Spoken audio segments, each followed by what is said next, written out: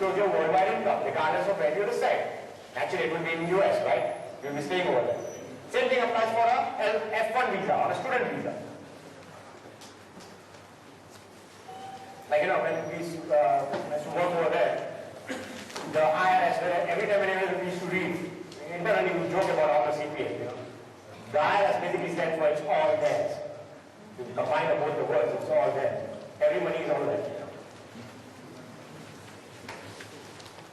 What are the different kinds of tax returns that they can file? A 1040 can be filed by a resident alien. A 1040A is a shorter version like what we have a server over here, right? Something on that lines. 1040NR is basically required for a non-resident alien. Remember, you have to make sure whether you fall under non-resident alien or a resident alien. Remember one of the two criteria. So if you are a non-resident alien, you are required to file a 1040NR. Okay? 1040X is for the amended return. Somebody had asked me last time in one of the seminars, I would like to know what are the individual rates. I've given you all the different kind of individual rates. In US, you can file an individual, this is all from an individual point of view, you can file a tax return either as a single, of course, since you are single.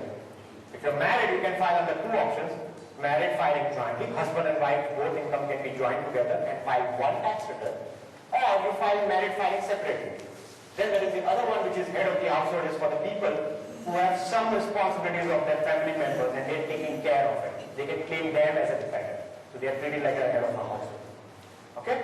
The different rates have been mentioned. Any questions? Please explain once again. Yes, sir. Which parts are? If you are married, you cannot claim it as a single. Yeah. Is that a question?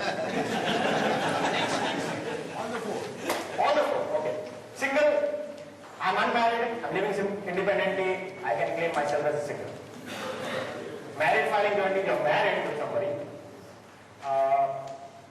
Has they been defined the gender part of it? I've not gone into that depth of it. So far. Has to be, yeah.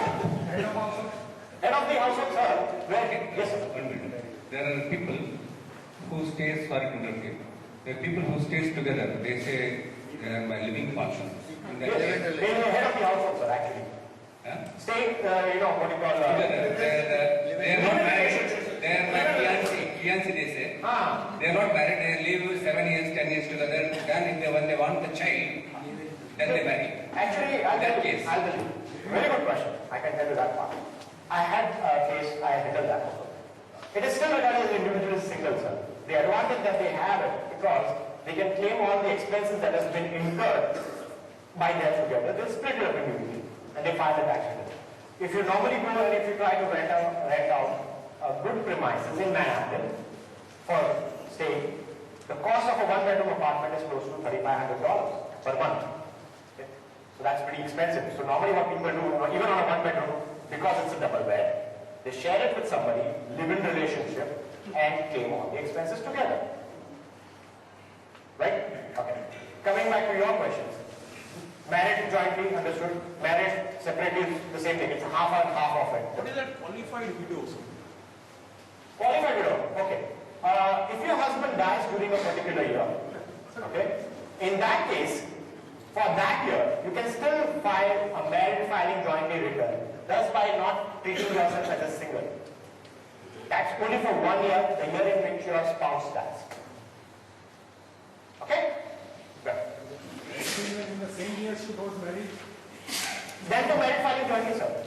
Anyway, the provisions are the same. Married filing jointly and for the widow is the same thing, right? You're on the one hand. Unique system. Good. Head of the household, sir. What happens is, I have a mother who is my dependent on me, and I'm taking care of her. I'm not married, naturally. Even though marriage, because that's a different state. But in that case, I'm only taking care of my mother, and like he said, you have a kid. Then in that case, you can still take it on the head of the household. You're taking care of all those people and use them as your dependents and claim the dependent benefits. Yes, sir. You were raising a hand, sir. Yes, sir. A typical case, like most of these IT colleagues, I mean, the spouses are say in India and the husband is in the US. They cannot claim as, well actually most of the people, if you see the tax rates that were given to them, remember? Would it go under the column 2 or would If I have a wife who's a householder in India, can't I claim under column 2 because I get a higher slab? Absolutely. You will prefer to claim it under column 2. Yes. In order to claim your wife, you will file what you call a TIN number, tax identification number, on behalf of your wife, and your wife will sign that tax return also along with the husband. Most of the people are doing that. It's a practical scenario. So what people do, because in order to get a higher tax bracket, they still claim their wife by filing the TIN number, tax identification number, by filing form W7, and then they take out the merit filing credit. See, theoretically you should not claim yourself as individual, single, unless you have a limited relationship. Even if the person is not trained in US, It's fine. You can still file a merit filing credit. The onus lies on the individual, how you want to treat yourself. Of course, the day when they ask you for the merit certificate, that's the only time that you can. How is the tax administration over there? How is the tax administration? Very strict, sir. Very strict. Very strict. But most of the, I'll be very frank on the thing. It's, you do not see that many, what do you call, over here, you keep on going to the department. Regularly, you don't do that kind of thing. It's all embedded in the system, very clearly. Very rarely that we have to appeal on most of the scenarios. Very rare. Fine? No? I am still trying to find one country where there is no corruption. In contrast with regards to India, comparatively it's less. But, yeah, thank you. That's right. that they don't count wives staying in India as resident alien. No, she's a non-resident alien. Until they themselves are treated as a resident alien, then even the wife's income has to be included over there. Good catch. Yeah. No. If the husband's green card application has been made, if he's trying to take the provisions under merit filing jointly, that's what you were saying, and the wife is still living in India, but because the husband's application was for green card has been made, he's filing a resident alien tax return. So his and his wife's worldwide income has to be declared in US. So even though the wife is here, whatever the income that she's making has to be included in the US. Including his own, whatever the investment that he has got, his income has to be declared over there.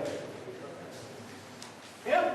Is it possible to change between column 2 and column 3 on a year-to-year basis depending on your earnings? Yes. Yes. Answer is yes. Depending on your source of income, the answer is yes. Doesn't there is some specific exemption for worldwide income for a person citizen in US? Worldwide income specific exemptions. It's like That whatever the income outside US, which they are not, they are earned only out of investment, which is also given by the parents and other people. Is there some special exemption? I think so. Whatever the provisions which are there, I'll show it to you. After that, if you still feel that you have not covered your answer, then we'll see you. Okay, I have, I think, so 66 slides with me, by which at the end of the day, I'll try to make sure that every person who's going out from here is totally aware of the tax provisions from USA. I hope so at the end of it. Okay?